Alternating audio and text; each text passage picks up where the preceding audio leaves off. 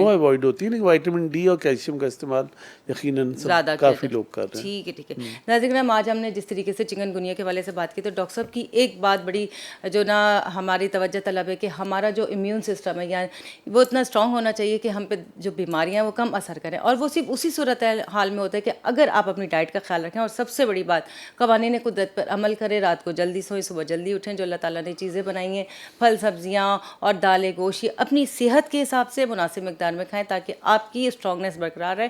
और सबसे बड़ी बात, रात को जब जल्दी सोएंगे जल्दी उठेंगे, और इसके साथ आपकी स्ट्रांगनेस यानी कि आपका इम्यून सिस्टम स्ट्रांग हो जाएगा, तो आपके ऊपर बीमारियां मुश्किल से असर करेंगी और वो जल्द आप हेल्दी रहेंगे। अच्छा डॉक्टर साहब, एक बात मुझे बताएंगे, जिस तरीके से हम ये बात कर रहे हैं कि इम्यून सिस्टम जो हम अल्लाह ताला के हुक्म पे चलते हैं कि रात को जल्दी सोएं, सुबह जल्दी उठें, और बहुत सारे लोग ऐसे होते हैं कि वो रातों को जागते हैं और दिन भर सोते हैं, तो इन दोनों की हेल्थ में क्या फ़र्क होता है? जो कि प्रॉपर अमल करता है कवानीन कुदरत पर, दूसरा नहीं करता। जो नहीं करता उनका, देखिए मैं आपको बताऊं कि हमारा स्लीप वेक साइकिल अल्लाह ने सेट किया हुआ है। एक बायोलॉजिकल क्लॉक है जो कि हमारे के अंदर चल रही है।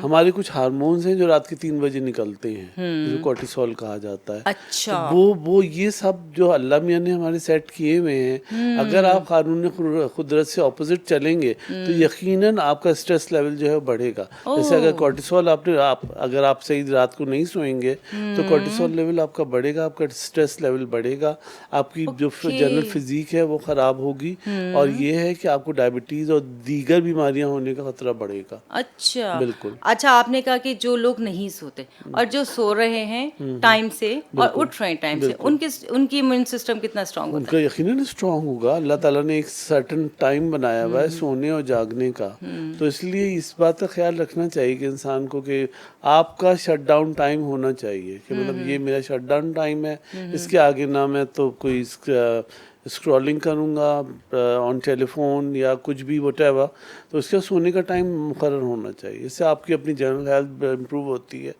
और ये कि आपकी अपनी जो इम्यूनिटी है वो इम्प्रूव होती है। अच्छा, ओके, ठीक है जी। नाज़रीन, हम जिस तरीके से डॉक्टर साहब ने बताया कि जो लोग रातों को टाइम पे सोते हैं, अल्लाह के हुक्म के मुताबिक सुबह जल्दी उठते हैं, उनका इम्यून सिस्टम बहुत स्ट्रांग होता है बनिस्बत उन लोगों के जो कि दिन भर सोते हैं और रात भर जागते हैं। हकीकत क्या है कि जो अल्लाह ताला ने हमारे नए सेल्स की प्रोडक्शन का टाइम जो रात का रखा है, रात के अंधेरे में, यानी कि जब सूरज नहीं होता तो वो उस अंधेरे में ही बनते हैं, बल्कि इसके बरक्स आप दिन भर सोएं तो वो सेल्स कभी भी प्रोडक्शन में नहीं आते, तो आपकी हेल्थ वो नहीं रहती जो कि होनी चाहिए। इस हवाले से कोशिश करें कि अल्लाह ताला की बनाई हुई इस कवानीन पे अमल करें, जो रात बनाई है उस पर सोएं और दिन में उठें और आपकी हेल्थ अच्छी रहे। अच्छा डॉक्टर साहब, मुझे एक बात बताएं कि हम नॉर्मली अपनी हेल्थ को और इम्यून सिस्टम को स्ट्रॉन्ग रखने के लिए कौन सी ऐसी ग़िज़ाएँ जो नॉर्मल हर एज के लोग यूज़ करें कि ताकि हम इन बीमारियों से बच सकें? देखिए, कोई भी शख्स हमारे यहाँ जो एक नॉर्मल हेल्दी डाइट लेना चाहता है, उसके लिए 3 चीज़ें हैं जो कि बहुत आसान है उनको फॉलो करना। अगर आपकी एक प्लेट है तो आप कोई भी खाना अगर कहीं भी जाए, मैं समझता हूँ किसी भी आप बुफे में चले जाएं, किसी 5 स्टार में चले जाएं, इवन किसी के घर चले जाएं, अपने घर में खाएं, आपकी आधी प्लेट जो है वो सैलेड की होनी चाहिए। अच्छा। सैलेड बहुत महंगी वाली नहीं, आप खीरा काट लें कि आधी प्लेट में कम से कम आप खीरा खाएं, और चौथाई प्लेट जो है वो आपकी कोई मीट हो या फिर आपकी कोई दाल सब्जी जो भी है, और चौथाई प्लेट जो है वो रोटी या चावल। ओके।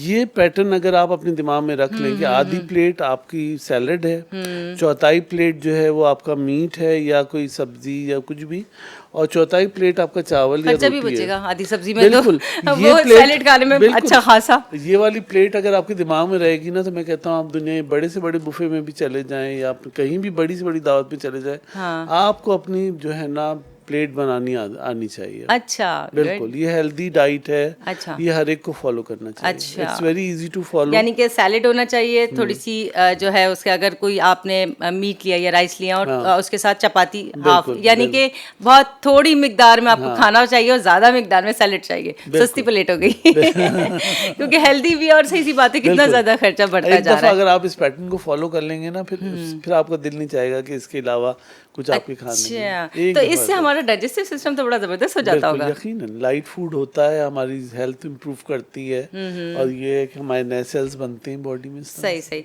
इसके साथ मुझे एक बात बताएंगे, नॉर्मली हम बहुत सारे लोग कहते हैं कि हमें दिन में जो है चाय बड़ी कम मिकदार में पीनी चाहिए और निकोटीन होता है, बड़ा ये रिस्की हो जाता है। तो आप बताएंगे एक हेल्दी पर्सन के लिए दिन में कितने दो मग? कप, दो सिर्फ कप, 2 मग बहुत दो हैं, और जो दो ज़्यादा पीने के आदी होते हैं उनके लिए यही है कि वो उसको कट डाउन करेंगे। वो देखें जितनी भी ये क्योंकि चाय की टी पत्ती एंड भी बहुत कॉफी महंगी हो गई।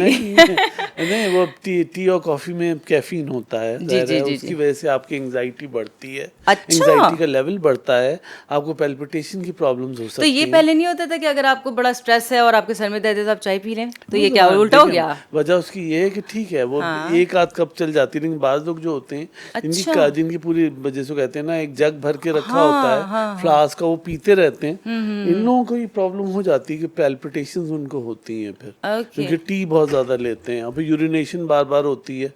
ये मेडिकल प्रॉब्लम्स हैं बाकायदा जो एसोसिएटेड हैं हमारी कैफीन से। ठीक है डॉक्टर साहब, प्रोग्राम का टाइम जो है इख्तिताम के करीब है। कुछ ऐसे अवेयरनेस मैसेजेस जो हमारे लोग इस चिकनगुनिया से बच सकें, और जिनको हो जाता है तो उनको कैसे ट्रीट करना है, ये लोगों को अवेयरनेस मैसेज। देखिए प्रोटेक्शन जो है ना वो ट्रीटमेंट से ज़्यादा बेहतर है। प्रोटेक्शन यही है कि नेटिंग होनी चाहिए, फुल स्लीव्स की शर्ट्स पहने खासतौर पे शाम में, और दूसरी ये कि मस्कीटो रिपेलेंट अगर लगा सकते हैं तो वो लगाएं यकीनन। और अगर ये हो जाए तो एक आध दिन के बाद फ़ौरन अपने मालिक से रुजू कर लें, क्योंकि इसमें फिर फीवर बढ़ता जाता है, वो उतरता नहीं है, हाई स्विंगिंग होने लगता है, इवन 103 104 का बुखार होता है, और एकदम से पेशेंट आगे कहता है कि मेरे पैर सूज गए और मेरे जॉइंट जो हैं उनमें बहुत ज़्यादा सूजन हो गई, वो हिल नहीं रहे हैं, इतना ज़्यादा प्रॉब्लम हो जाता है। तो उससे उस अलामत के आने से पहले ही आप डॉक्टर से रुजू कर लें तो आपको हेल्प होगी, आप जल्दी से निकल आएंगे इस प्रॉब्लम से। ठीक है ठीक है ठीक है जनाब नाज़िर करम, आज हमने आपको अवेयरनेस दी है डिटेल से चिकनगुनिया के हवाले से। कोशिश करें कि जब ये प्रोग्राम आप देखें तो ख़ुद भी अवेयरनेस से हासिल करें, और कोशिश करें कि जिन लोगों को इस बारे में बता सकते हैं, क्योंकि हमारा दीन, हमारा मज़हब इस बात की हमें इजाज़त देते हैं कि नेकी की बात आप दूसरों को बताएं तो इज्जत का जारिया है, और आपके लिए भी भलाई की बात है। प्रोग्राम सेहत ज़िंदगी से अपनी मेज़बान डॉक्टर सादिया अमीन को इजाज़त दीजिए। अल्लाह ने चाहा ज़िंदगी रहे, फिर मुलाकात होगी। अल्लाह हाफ़िज़।